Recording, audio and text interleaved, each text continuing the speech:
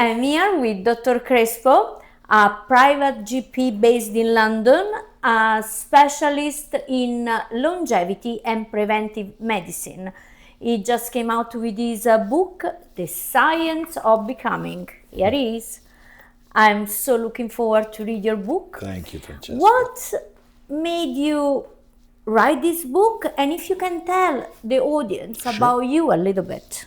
Okay, so first about me, I'm a doctor, a private GP. I also work in emergency medicine in London, and what fascinates me about medicine is sort of understanding the science and understanding how health affects people, or how the problems we see affect people differently. So you can see two individuals facing the same circumstances and manifesting different diseases.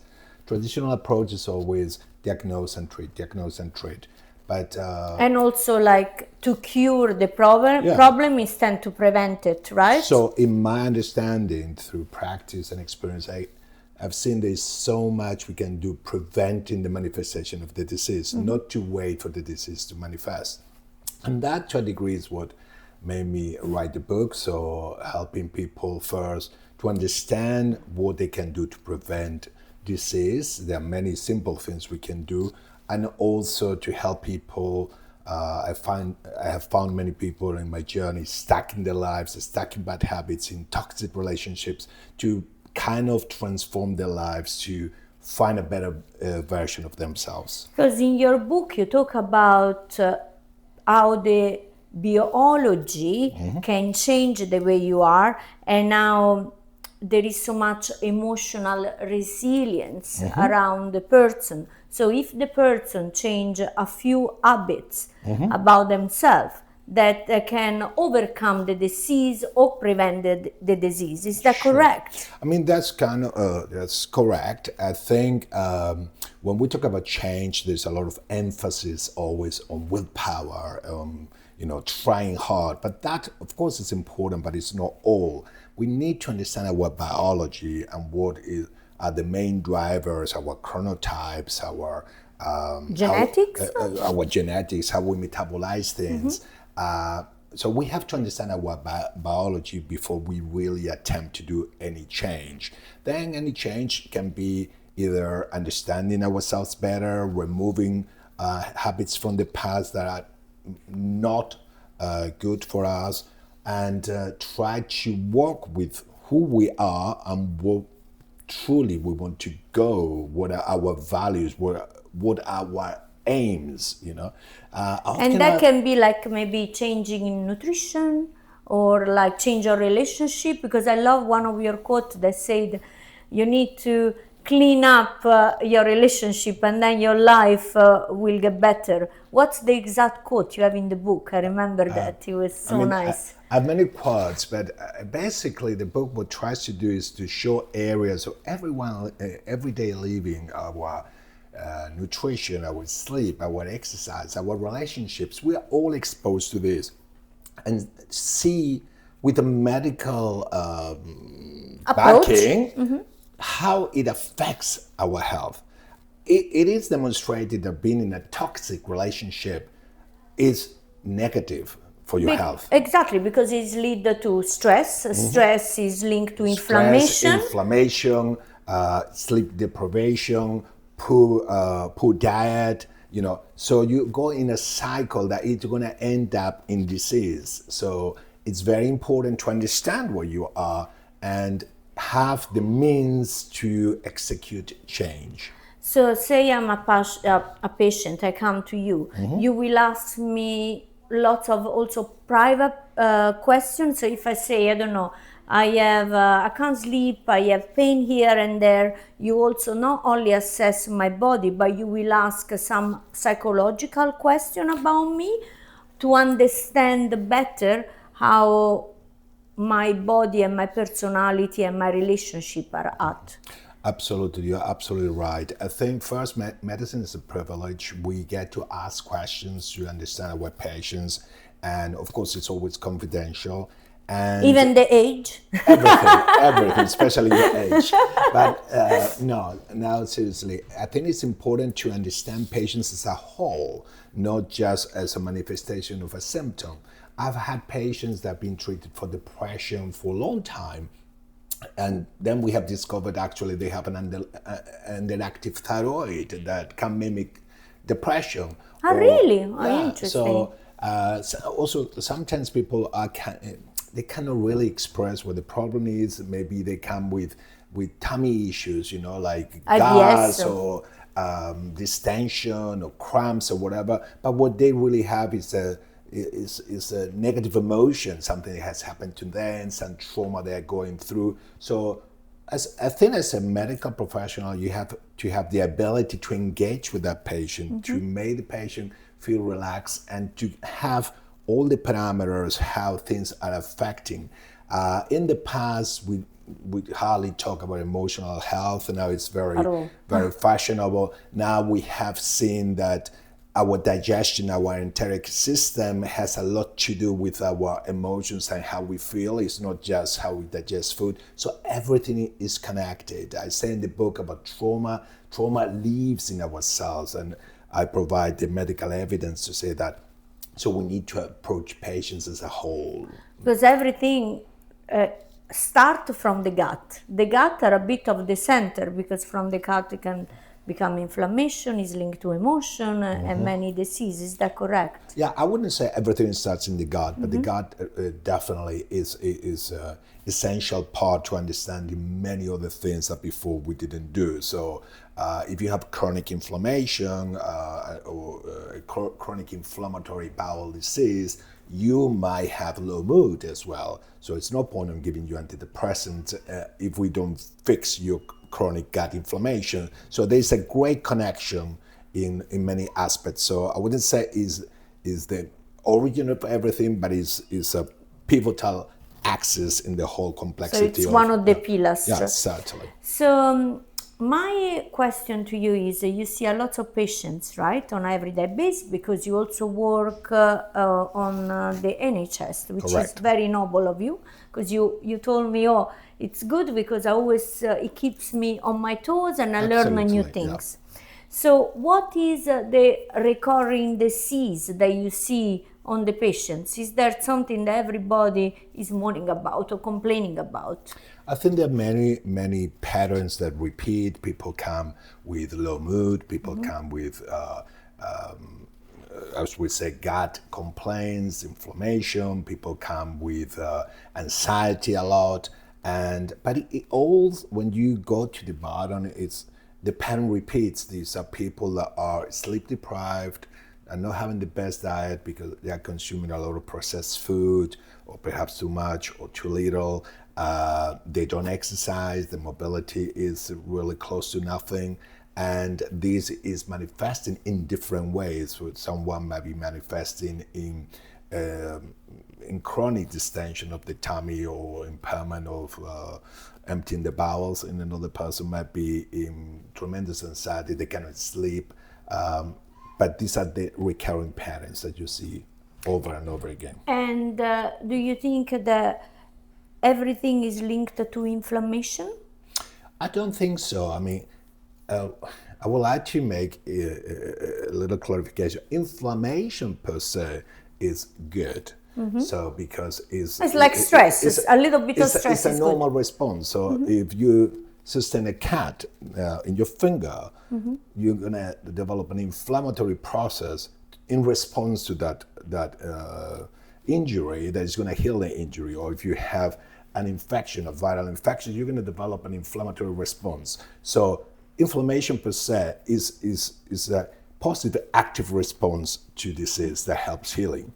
The problem is when that inflammation sticks around and we have chronic inflammation.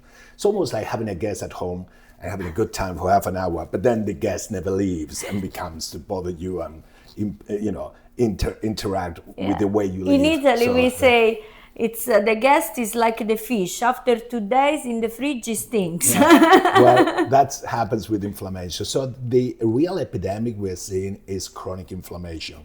A lot of people are suffering from chronic inflammation. We are generally sleep deprived. Sleep is essential for recovery. Yeah, tell us about sleep. Well, every growth process, the growth, whether it's a muscle, whether it's when you study a new subject, happens in the recovery period. When we sleep is when our body resets and we recover from the daily activities, from our metabolic health, and people are sleep deprived, maybe stress, maybe early starts, late nights. We are exposed to mobiles a lot. Most people now Yeah, the blue go lights to bed with the mobile, the blue light. So we are chronically deprived from sleep. If you add to that poor diet, there's a lot of processed food. There's a lot of salty food. You know, you and I live in London. You can Yes, see the amount of takeaways. exactly. And they don't make the right choice on the takeaway, which is, Correct. like you can never take away, but make the right choice. Ask for dressing on the side. Don't overload with junk food, or don't deliver from one of these food chains. Yeah, but sometimes it's even difficult to make a choice. You go to many supermarkets and the products they offer are highly saturated, they're highly processed. So people sometimes believe they're buying bread and tuna and that's healthy because their head is healthy, but they're buying highly processed food. And that's going to add to inflammation. And also the labeling sometimes is completely wrong because they say it is organic, but maybe it contains sugar. I would say it's misleading. Exactly, misleading. Thank you, because he has got always the right words.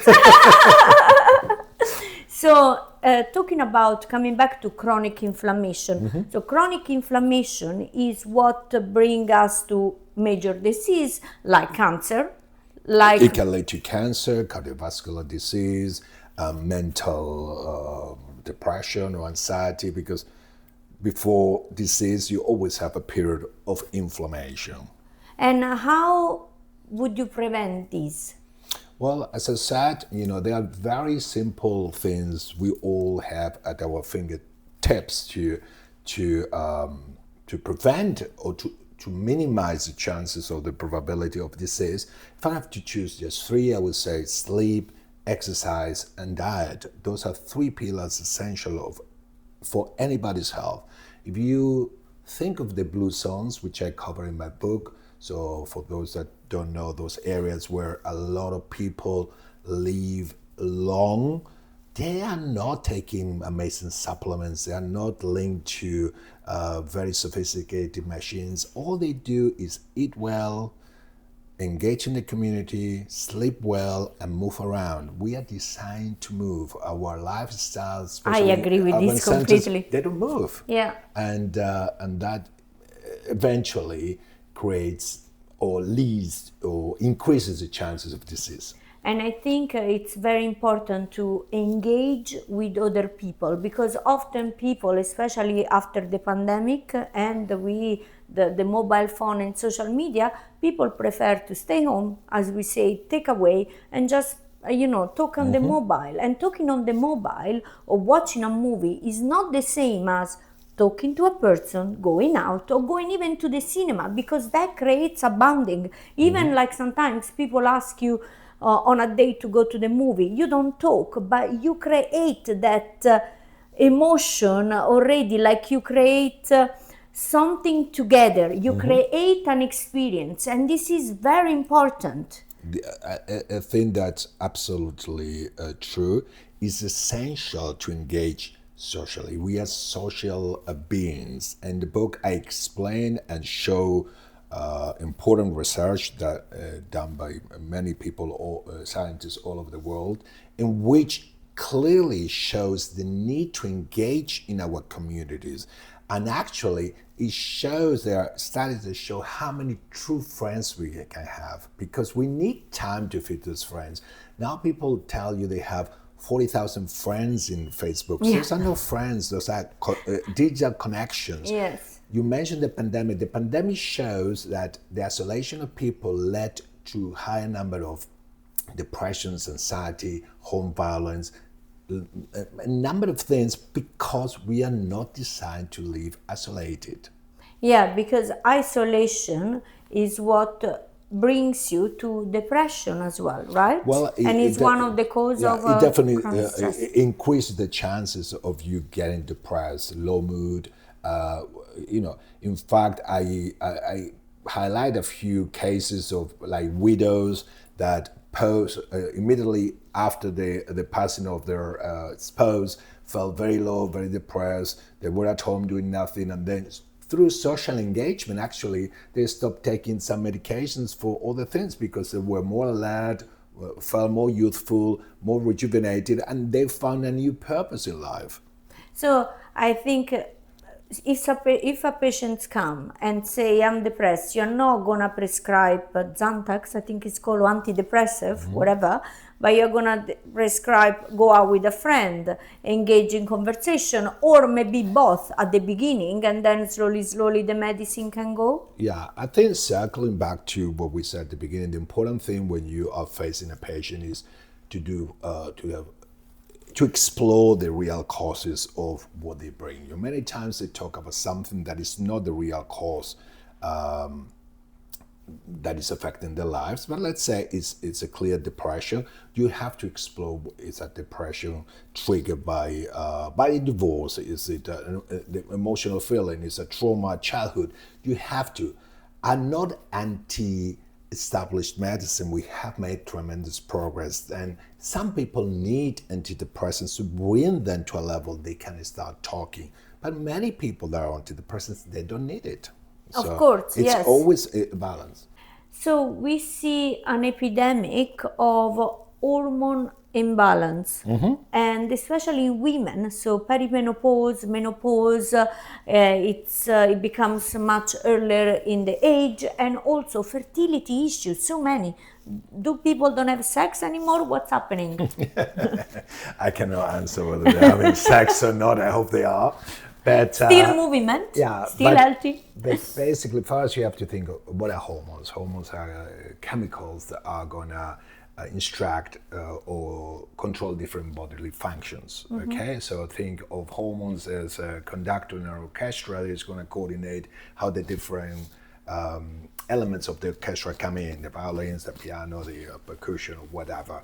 So it's not just when we talk about hormones, everyone talks about menopause or things like that, but you have thyroids, you have cortisol, you have a number of things that, yes, they are disrupted by our current lifestyles, and the sleep is affected, and that is going to perhaps, play havoc with the cortisol. People are exhausted, and maybe that plays things with testosterone. Poor nutrition is going to affect the balance of the hormonal system. So as I said, for that orchestra to sound pleasant to the ear, they have to be in harmony and balance. The minute there is disruption, we see amenorrhea, people with no periods for a long time. We see more delayed in conception because people's stress are off the charts. It's going to be affecting the mood. It's going to be affecting how we metabolize food, how we sleep and rest, how we recover. And that is what we are seeing, a dysfunction in the harmony of the hormonal balance. And I know all hormones are important, but what are the most important? Because I always think, testosterone, people relate testosterone with as a male hormone, but I think it's extremely important in female as well. Yeah, it's very important in female, but with hormones, as I say, is a balance. You cannot pick one over the other. Politically correct. No, it's not politically correct. It's like I said, if you have a piece that requires five instruments, you cannot just say, okay, we do it without the piano. This is the way we are. Thyroid is a hormone, prolactin is a hormone, cortisol is a hormone, aldosterone is a hormone. So everything has to be in harmony because one is going to be driving the other. If your thyroid is not functioning and your thyroxine is low, you're going to feel tired, you're going to put on weight, you're going to feel lethargic, you're going to feel moody. So your thyroid is already affecting many other areas of your life. Maybe your relationship is going to fail because you are you are very lethargic and your boyfriend is very active, and it's not you, it's that your hormone is not properly regulated. If you have, I don't know, low anti-Mullerian hormone, you're gonna find it more difficult to conceive. So we have to make sure they are in balance, and the way we live sometimes affects the way this is breaking that hormonal balance, and it's essential. So instead to have an harmony, but it's important to have an hormonal harmony balance. By all means, because one is driving all the process. So if you think of them as chemicals sending signals for the better function or the optimal functioning of different part of the body, if those signals are interrupted somehow, the optimal functioning is not going to be achieved. And in your book, you often talking about biology. So can you tell the audience what do you mean by biology and how that can change your experience to life, how you can transform yourself and maybe decrease disease? I mean, biology is how we made. Each individual is unique. It's a unique piece of DNA.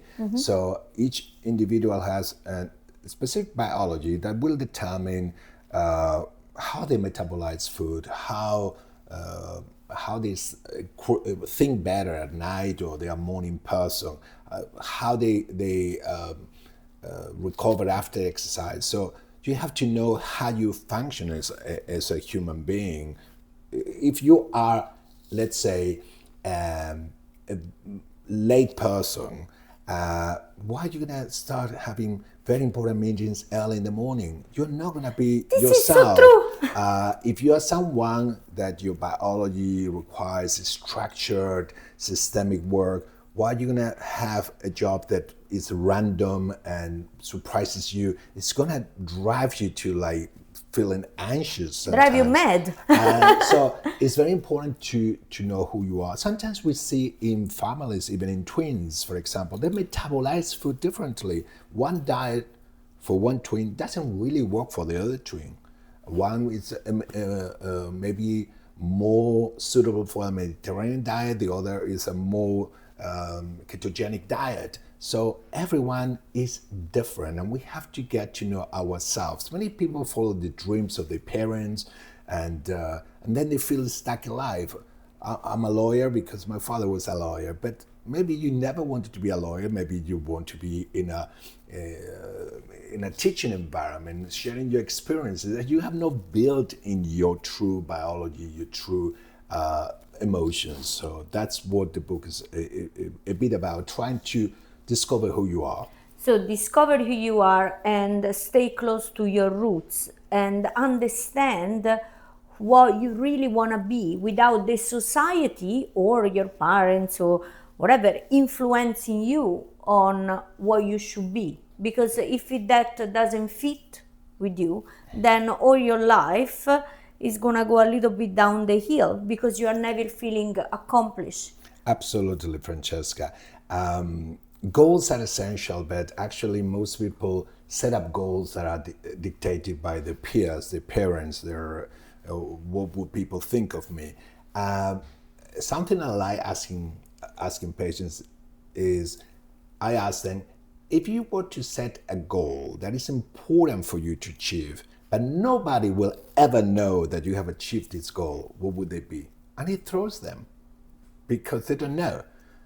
You know, it's almost like, well, I'm going to achieve something if nobody's going to know. You have to get to achieve goals that are important for you, they are going to make you feel good, and they are going to make you grow. They're going to make you develop and enjoy life. Yeah, this is very good. I think if you would ask me that question, I would just say that I am actually doing everything I like at the moment. Good. And it's not everything related to money or, oh yeah, I need to make this because someone has to see me. But what does Francesca want? Does she really want to do that? okay, and then I don't know, money will come, or I'm sure if I give to someone, something else will come to me. So I think the most important is really to follow your heart, what you really want, what is your real desire. So I think this is also very linked to spirituality, which in a doctor sometimes most doctor I know, except you, are like atheists, or they don't believe. While what I found in your approach, that is not only emotional, but is also linked to spirituality in some way. Not religion, but spirituality. It is. As I said, I'm interested in the person as a whole, and people have expectations, dreams, values, emotions, many things. So it's understanding that journey. It's interesting you mentioned money. In the book I make some examples. Of course, every patient is true, but it's anonymized, so they cannot be identified. So we have a little insight. But a pattern you see, for example, very successful people that they have spent their youth, I don't know, created a big enterprise or a big app, a lot of money, and suddenly they are respected in the communities. Everyone wants to be with them. They're very well-to-do, but they are unhappy. They feel empty. It's almost like they've been climbing a ladder, but they suddenly realize that ladder was against the wrong wall. It's not, oh my God. It's not taking them to what they really wanted to be. And we see that often, and then that unhappiness sometimes leads to addictions, leads to suicide as well. Suicide sometimes, and that's a clear manifestation, a clear example that external success doesn't mean internal fulfillment. And how would you suggest your patients to? What's the key to unite them both? So money, success, health.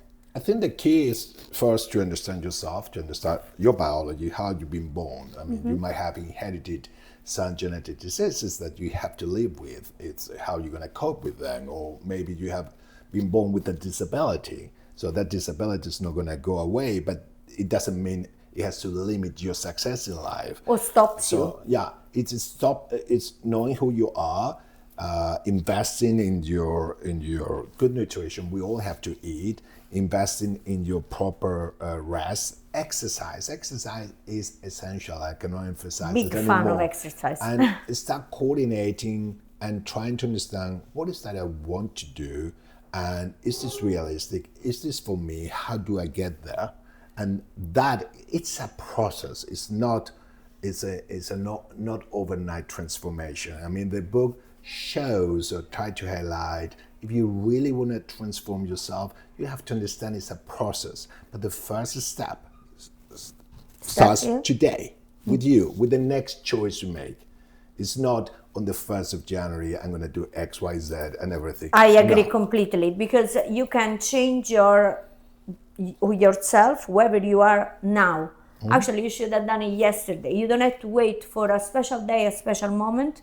Any time, anywhere is good to change yourself and to make the step that brings you to a better version of yourself and a grow. In your book also you speak about genetic and epigenetic, right?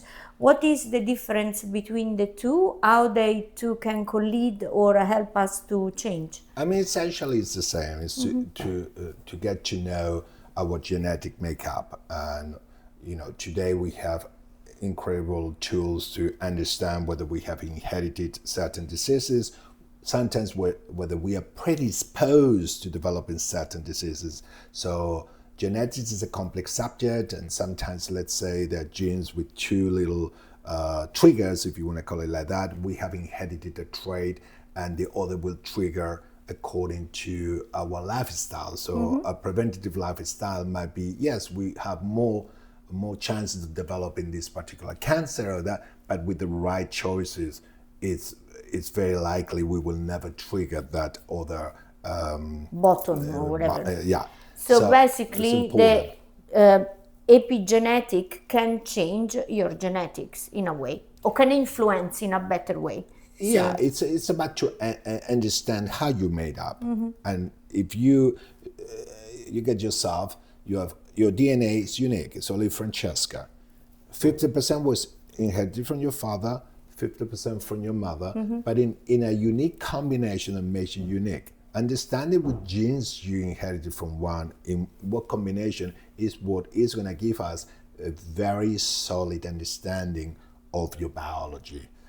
If you have inherited a RAS gene that puts you at higher risk of colon cancer, you're going to be recommended to have certain colonoscopies and a non-inflammatory diet. So hopefully with these things, first, you will be less likely to develop a colon cancer, and with surveillance, if you develop a colon cancer, at some point will be in a polyp state that is removed before, makes you say, if you have inherited a BRCA gene for your breast, is it 1, is it 2, you can do things, you can have preventative things to avoid developing the disease. And this is what actually you do with your patients, right? What I advise and Yes. try to do. Yeah. Fantastic. One more question, Dr. Crespo. There is an increase of burnout. People are stressed, they want to achieve, they want to be there, and then they get stressed, and then life happens. What's going on?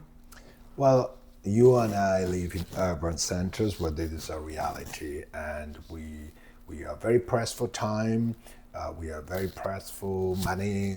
We have an overwhelming amount of information to process. We have now to answer our Instagram, WhatsApp, Snapchat, email. There's so many things, and we are overloaded with information.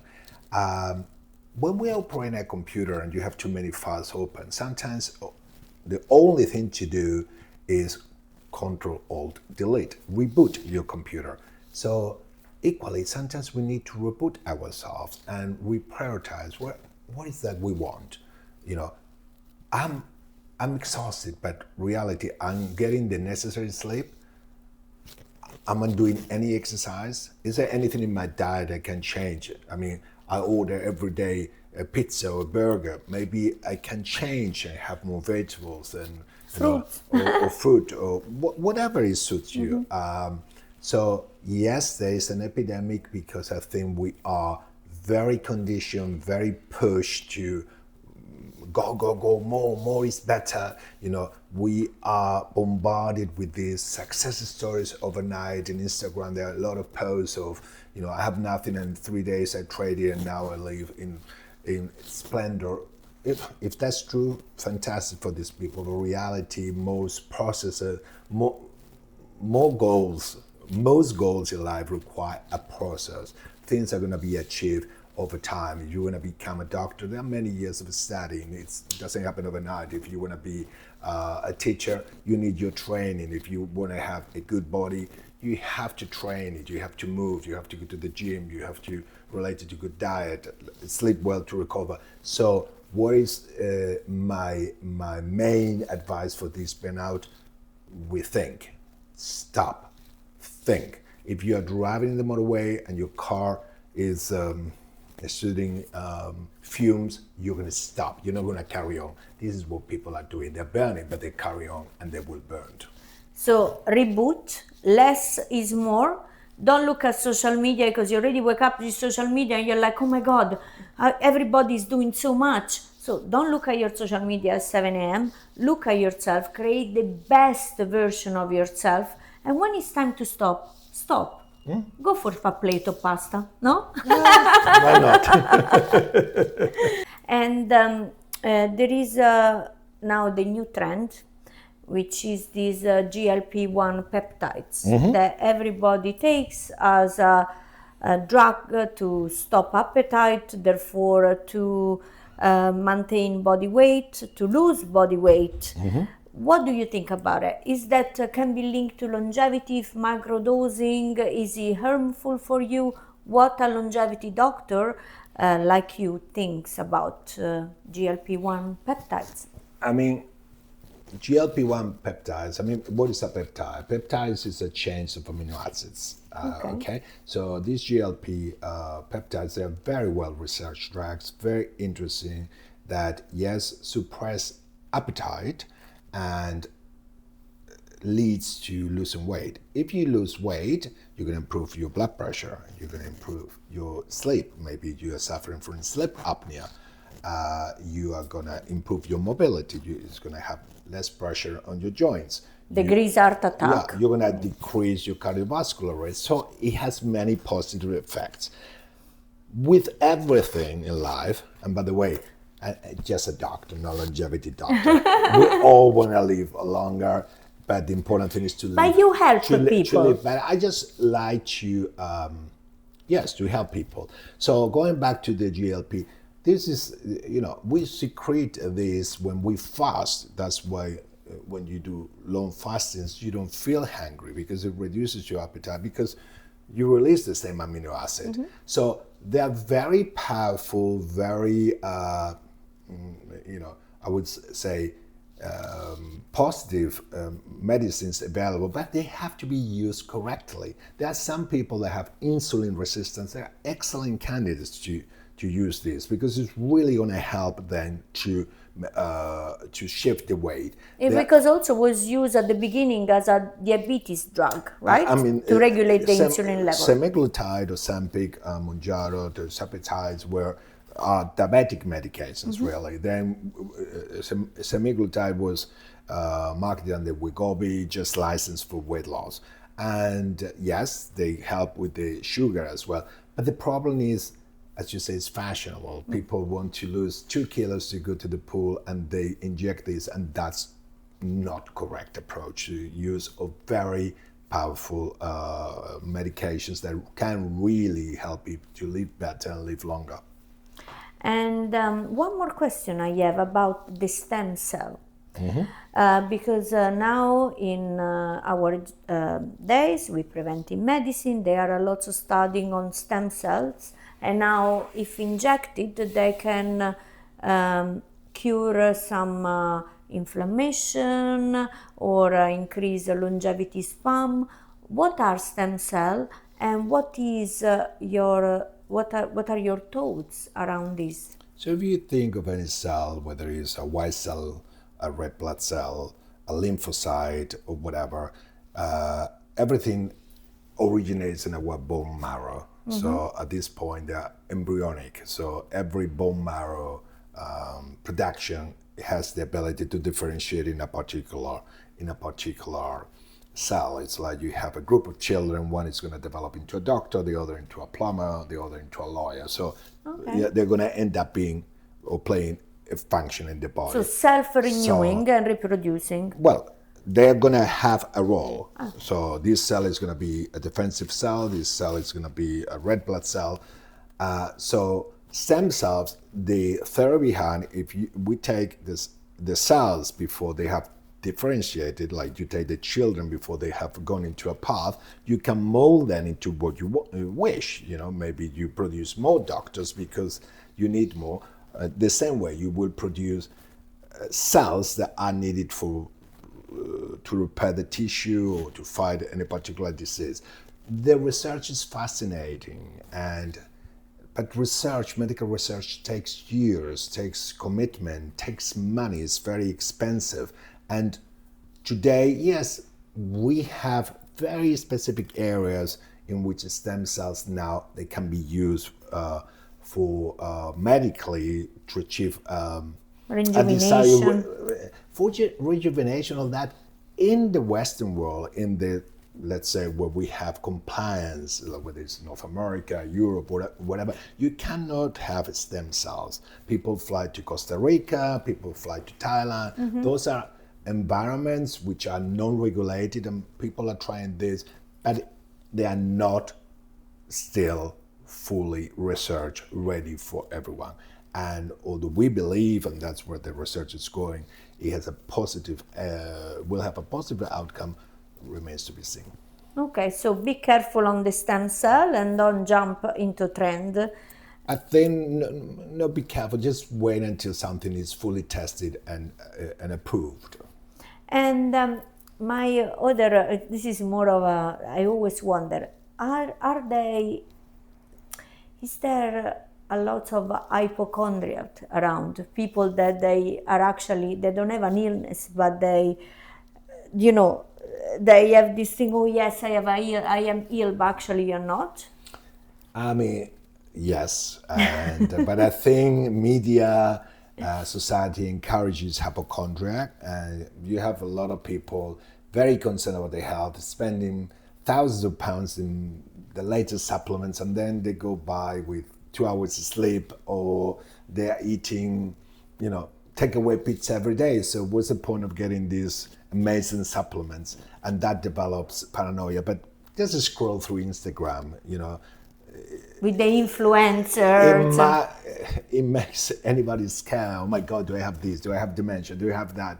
So, yes. And then they ask ChatGPT, what's course. the cure? Of course. They don't ask Dr. Crespo anymore, right? Yeah, I mean, sometimes they do, and sometimes they send me the Instagram post and the ChatGPT respond. And Really? sometimes it's useful, but of course it's not accurate. ChatGPT, it's an algorithm. It's like entering a library, but what it counts is the ability to search what you want and what it is, and understand whether that book is exactly answering what you want or not. If you don't have knowledge of the subject, any book will do, and you will think that's the answer. So basically, don't self-prescribe and for don't sure. self-medicate or give yourself an opinion. Ask the doctor, okay? I would say so, but more than anything, eat well, sleep well, and have good relationships, and move around, exercise. Look at you. Have sex. You're No? a clear example of health and longevity. Thank you, Dr. Crespo. My pleasure. And is there anything else that our audience should know about your science of becoming? It's a very easy book. It's written for everybody. Yes, everything is documented medically, so it points out to medical research. So those that are health professionals who have an interest, they have a specific reference to go deeper into particular studies. But I hope people like it, and I hope it helps people to transform themselves or to improve a habit or an area of their lives. Yeah. So to become a better version of yourself. Thank you, Dr. Thank Crespo. you, Francesca. Thank you. Bye.